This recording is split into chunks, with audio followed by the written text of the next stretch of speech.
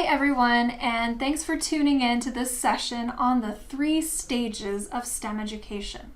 Before we get started, I encourage you to download the handout that is available with this session. It has links to resources, and it's a place for you to take notes, and it walks you through all the topics we're going to discuss today. Let's get started.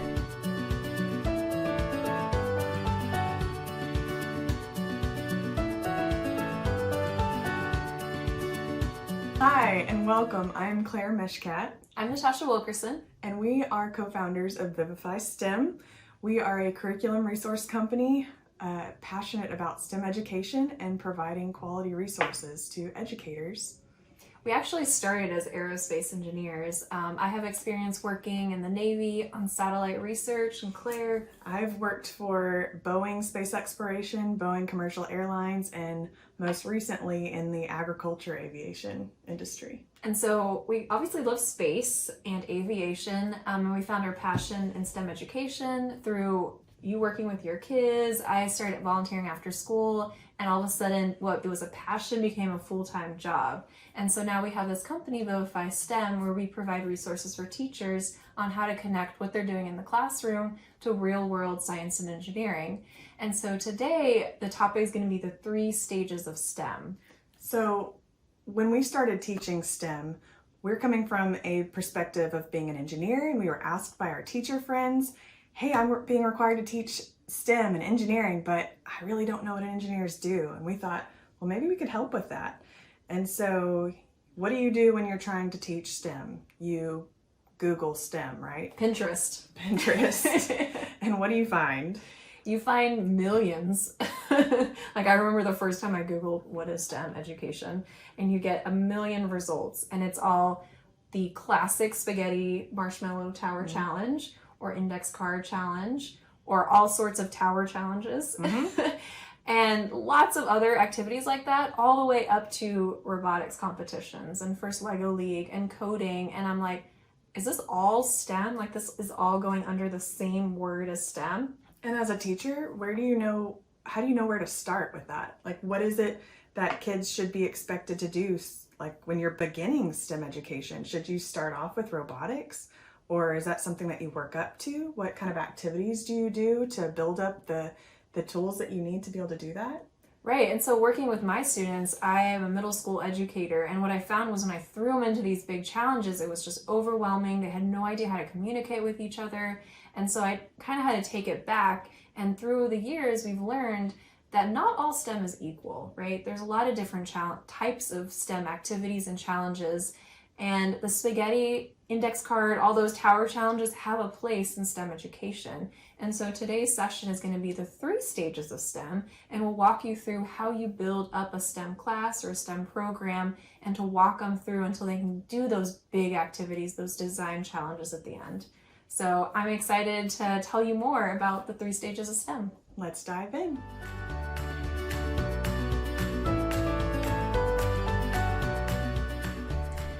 Before we jump into defining STEM, I want to start out with a quick activity. You can actually do this with me at home. All the instructions are in the handout. This is called the Pipe Cleaner Tower Challenge. You are going to provide students with 15 pipe cleaners, just like this. You can substitute here for index cards, paper, whatever supplies you have. I really like using pipe cleaners because they're really flimsy, so they're actually harder to use than you would expect. The students are assigned to build the tallest freestanding tower using only these materials. Freestanding means it can't be attached to anything, you can't hang it from the ceiling, there's no tape, so no taping it down. All they have to work with are these pipe cleaners and their team to build that tower. During the challenge, I like to add some different constraints. So I'll work for about 5 minutes or so. They'll be building, they'll be trying to figure out how to design the structure. And then all of a sudden I yell, freeze. And the kids look all confused. And I say, oh no, your company has lost a valuable resource. You must now put one hand behind your back and keep building. So the students really have to communicate here and work together using one hand and their other teammates' hands to keep building this tower. After a few minutes, I yell, "Freeze!" I say, "Good news, you get your hand back, but you now must be silent. There is no longer any communication verbally with your teammates." So they'll keep working in silence, they get both of their hands, and usually they really struggle with this. And to emphasize the rules, I start taking away pipe cleaners for any team that starts talking. I let this go on for a couple more minutes, and then I yell, "Freeze!" This time though, I tell them, you now only have 4 minutes left. You can talk, you have both your hands, but you only have 4 minutes to complete the challenge. And this is where they'll rush, make their final designs, and have a completed challenge, a completed tower. A lot of times they get overly ambitious at the end and they make it way too tall and it starts to fall over, and it can be very dramatic. I walk around and I measure those towers that are still standing, and then we discuss what happened in this challenge. What were the difficulties that you faced in using a pipe cleaner or in working in a team? How did you feel when I took your hand away from building? Or how did you feel when you had to be silent during communication? I love this activity, especially in the beginning of the year, to build some teamwork and communication skills, as well as start developing relationships with the students. But the question I want you to think about, is this a STEM activity? Would you classify the Pipe Cleaner Tower Challenge as STEM? Why or why not? So what do you think? Is the Pipe Cleaner Tower Challenge a STEM activity? When I've asked educators the same question, I almost always get yes. We are teaching some important critical thinking and team building skills in this Pipe Cleaner Tower Challenge. But let's break it down. STEM is an acronym. It stands for science, technology, engineering, and math. Are we using each of those pieces in our Pipe Cleaner Tower Challenge? Science and math, perhaps you could argue that we're learning about the balance of forces, the center of gravity. For math, we're measuring the height of the tower. But are students really developing a deeper sense of those science and math concepts? Are we explicitly teaching physics or center of gravity or balance of forces in this tower challenge? I know when I do it, I'm definitely not diving into those science concepts. I'm really just focused on the overall thinking through the team building aspects and the communication skills. For math, it's the same. Yes, you can teach them how to use a ruler and to measure, but you're not really diving in too deeply into those math concepts. Engineering is meant to be the engineering design process. The students used a lot of trial and error here in building their tower. I didn't really break down the design process and getting them to think about a design before building and then going iteration by iteration and refining and improving. They naturally did that, but I didn't explicitly teach the engineering design process. And finally, technology. Here I would argue that the pipe cleaners are a form of technology or a tool we use to solve a problem. So, is this STEM? Is this important in a STEM program? The way I like to look at STEM is students apply math and science concepts to solve an engineering problem using technology. Did we do that in the Pipe Cleaner Challenge? The students really don't walk away with a deeper understanding of those science concepts. And you know what? That's okay.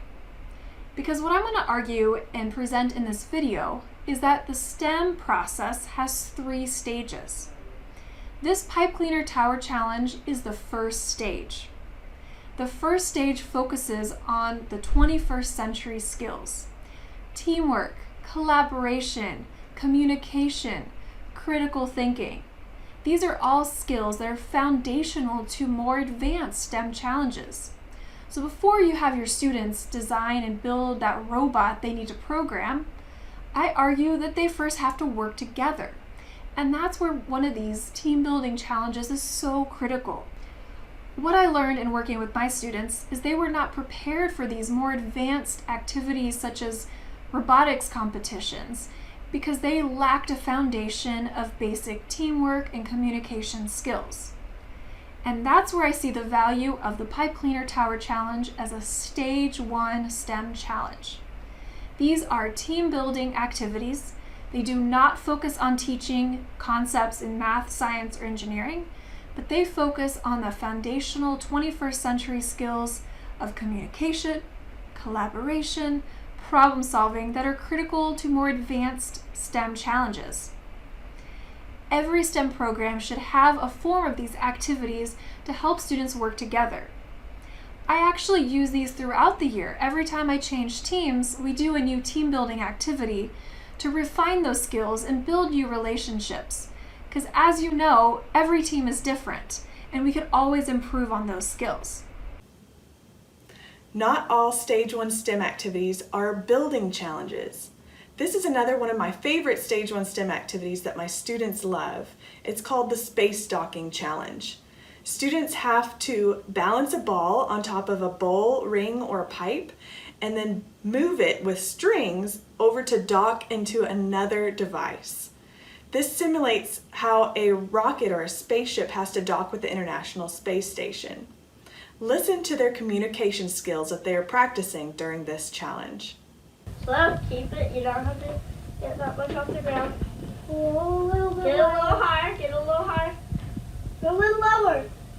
No, Isabel, you lift up. Let's go. Okay, slowly. Lila, hold the string a bit. Hurry, That's too much. Isabel, you pull.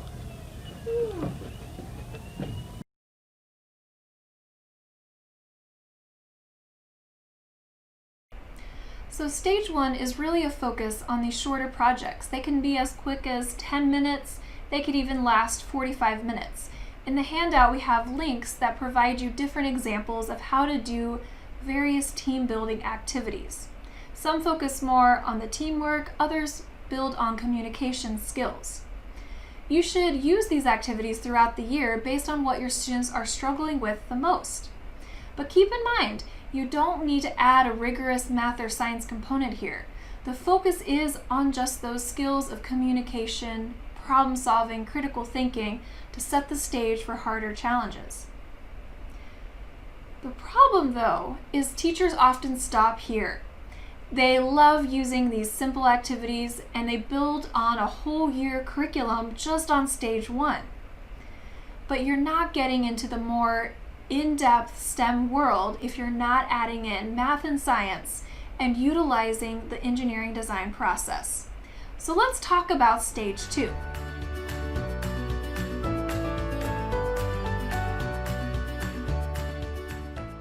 So for Stage 2, I call these the engineering design challenges.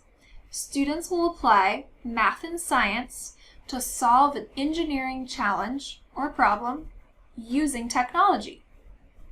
This problem should be open-ended, connected to a real-world application, and allow for multiple solutions. The students will be guided through the design process, which includes brainstorming some initial ideas, going through a testing phase, refining their solution, and sharing their final results. It's our role as educators to make sure we're also integrating those math and science concepts. For example, a classic STEM challenge is the catapult. Students have the mission to use the elastic potential energy of a rubber band to launch an object like a ping pong ball, to knock over a tower, or to travel the farthest distance. So we teach those science concepts in order for them to use it throughout their design. They also use math here by looking at how the angle affects the launch, or how far this projectile goes. Sometimes these science and math concepts need to really be explicitly expressed. Let me give you another example of a design challenge that would fit into a Stage 2 activity. I'm an aerospace engineer, so I love to incorporate space into my challenges. My favorite is called the Space Lander Challenge. The students are tasked with keeping their astronauts, which can be a ping pong ball or jumbo marshmallow, safely inside a cup when landing. So the first step of the engineering design process is to identify the problem. Here our mission is to keep our astronauts inside the cup when landing. But every design challenge has constraints. So in building this lander, they have a landing platform. You can use paper, cardstock, a paper plate, whatever it is you want as a landing platform. The rules here are they need to build below the platform. They cannot cover the cup. They cannot place anything inside the cup. So the key here is how can you slow down this lander and absorb the shock of impact?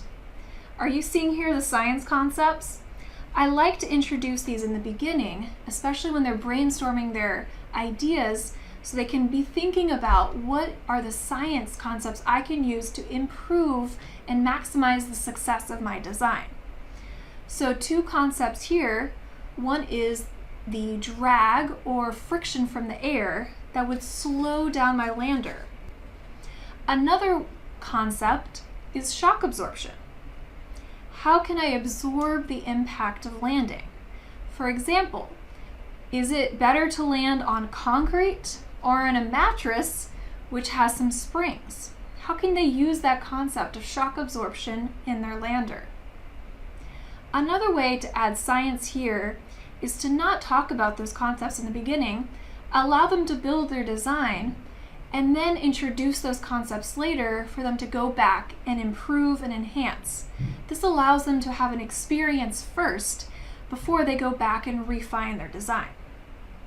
So let's start from the top. So first we had them identify the problem. Again, you can put science concepts here in the beginning. They need to keep this astronaut safely inside the cup, and we define the rules or design constraints of the challenge. Second, give them the chance to brainstorm some solutions. They'll need to know what materials are available, the constraints they need, and they should all draw out a design. I do these challenges in teams, but I like to allow individual brainstorming first. So they'll work quietly for a few minutes, brainstorm some design, and then come together as a team and think through some ideas. Step 3 is design. Brainstorming usually happens individually. They throw out different ideas, but in the design phase, they need to draw out their plan before they build. I usually don't give them the materials yet. I want them to think through how would they use what's available to design a solution, and then they have to show me that design before they can receive the materials. That way I know they've thought it through. Stage 4 gets a little crazy and hectic, but it's the best part, which I think is where they get up and they start building. They use the materials they have available to design their lander, to absorb the shock of impact, to slow it down, to keep those astronauts inside the cup. I allow students to have multiple opportunities for testing throughout this activity to allow them to keep going back and refining and learning that failure is okay. It's part of the design process. Finally, giving them the chance to reflect and share their design. What could you do to further improve your prototype? What other materials might you use? How does this connect to science concepts? So bringing back that science part. Did you notice that a larger surface area slowed down your lander? Why is that? Oftentimes, I'll start a challenge without any mention of the science concepts, and they'll naturally start figuring out what works and what doesn't work. And then I'll explicitly point out through a group class discussion some of those key concepts. And then I'll let them go back to their design and try to add it in and improve it even further. This seems to really emphasize some of those key concepts. For this challenge, you might be wondering, where's the math? Well, that comes in the testing phase. As the students are dropping their landers, their timing, how long does it take for that lander to hit? Can we calculate the average speed of the lander? So there's lots of different ways here where you can add math, especially in the testing phase. Another place here is connecting it to the science. We mentioned surface area. Can you measure the surface area of your lander? Can you correlate the time it takes to land with the larger or smaller surface area? To recap, stage 2 are your engineering design challenges. This is where students apply math and science concepts to solve an engineering problem using technology. So my technology here was the paper, the index cards, the straws, whatever materials you provide. Those are the tools for completing the challenge. A lot of educators ask, how much time do I need to complete these Stage 2 challenges? I run an after-school program, and we devote about an hour and a half to 2 hours for each of these activities. But in the classroom, you might only have 45 minutes per session. If that's the case, I recommend breaking this up over multiple sessions. Session 1, you introduce the activity. I like to have a hook here, some current events, bring in a STEM career connection. For this one, there's this amazing video called The 7 Minutes of Terror, where the engineers talk about what it's like to land a rover on Mars and all the engineering and science involved. That's the hook, and that gives me that real-world STEM connection that's really critical to all these activities. Then I present students the challenge and I give them time to brainstorm, but we don't start building yet. That's as far as we get in that first session. During the second session, I bring them back with another hook. Maybe I'll introduce another STEM career, show another exciting video, perhaps this time about landing on the moon, to connect again back to some real-world application. I remind students of the challenge, they reflect quickly on brainstorming, and now they can start designing and building. If there's time, you can start the testing phase, but I like to leave a little bit of time to just reflect. How far are we in the process? How successful have we been? Just to do a checkpoint before the third day. And then that third, usually final day, bring them back in with another hook. I love videos. I love showing them those real examples that can bring this challenge to life. And we go right back into that testing, building, redesigning phase. Make sure you leave time for at the end for reflection and sharing their solution. In developing a Stage 2 activity, you can see how we use the steps of the engineering design process and how it builds up from Stage 1 skills, teamwork, communication, collaboration to complete the activity. But it's important to not overlook some other components of a STEM activity. Real world and career connections. This is the foundation to STEM education, the reason why this movement exists. We're trying to promote students into these very high-paying, high-demand fields, science and engineering in particular, and so it's really important to integrate these kinds of careers into your STEM activity. I mentioned with our Spacelander activity this video called The 7 Minutes of Terror. It's a perfect hook and a connection to both the exciting world of science, engineering, and technology, but also the types of careers that are available. One way you could start the challenge is by saying, "Congratulations, aerospace engineers! You have been selected by NASA to build a space lander to safely land your astronauts on the moon. Did you know NASA is planning to send astronauts back to the moon in 2024? Did you know NASA is looking to send humans to Mars?" And that can lead into some great conversations with your students and get them excited about the topic and be more energized with the challenge.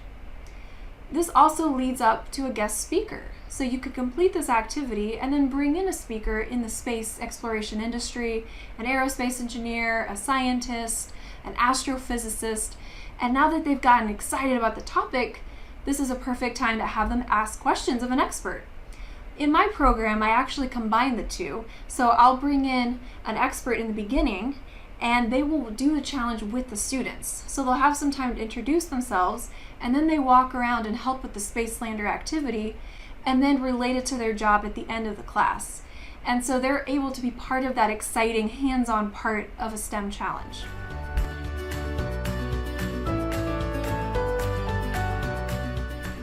Now it's time to talk about Stage 3. Often educators stop at Stage 2. Every week or every couple weeks is a new design challenge, but they don't go to the next level, which is the Stage 3 challenge. This is a challenge that goes much more in depth into an activity.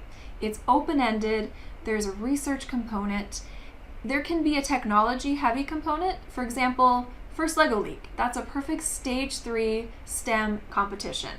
The students need to spend weeks, if not months, planning out and designing how their robot's going to navigate a course, to move objects. There's a lot of teamwork here. They need to do research and learning about coding and loops and if and then statements, but they really rely on stage 1 and 2 skills to be prepared for that stage 3 challenge. But I will argue that not every stage 3 activity has to have this heavy technology coding component. In my after-school program, which is Space Club, we spend the first semester on stage 1 and stage 2. Stage 3 comes into our spring semester, where I've built relationships with students. They're comfortable, they're in teams, they're excited, and they're ready to tackle something bigger. So this is where I engage them in a colony project. Their mission this year was to design a colony on the moon. They were in a team of about 5 or 6 students, and they needed to design a way to keep their colonists, which is their team, alive and happy. So there was the alive part, which is getting food and water and oxygen, the basic components of life, but then the mental health aspect. So we're not just going to throw them on the moon and expect them to just be fine living in a tiny little pod. They need to have entertainment, social interaction, communication back home with friends and family. And there's just so many different areas that they can research and dig into. To walk them through this competition, I used, again, the engineering design steps that we used with stage 2 challenges. They had to identify the problem, so really understand what are those constraints. Okay, what is it like to live on the moon? What do we have on the moon or don't have that we have here on Earth? Do we like everything on Earth? Do we want to bring that all to our moon society? And then they needed to brainstorm ideas and design a colony layout. And I've provided some links in the resources if you want to try a similar project with your students. I spent about 12 weeks on this project, with students meeting at least once a week for 2 hours, and then towards the end we needed several sessions during the week for the building, which took the most time, but they used recycled materials to actually build their vision of a colony. And then we ended it by having STEM professionals come in and ask questions. Why did you design this water system? How are you going to protect your astronauts from an asteroid attacking or hitting the moon? How are you going to survive if your solar panels go out? So there's a lot of great in-depth science here where they can explore various concepts, and the math was very critical as well. This had to be a scale model. You can't have your toilet the size of a football field compared to your bed in your kitchen. So these were very important skills that we incorporated throughout the design challenge.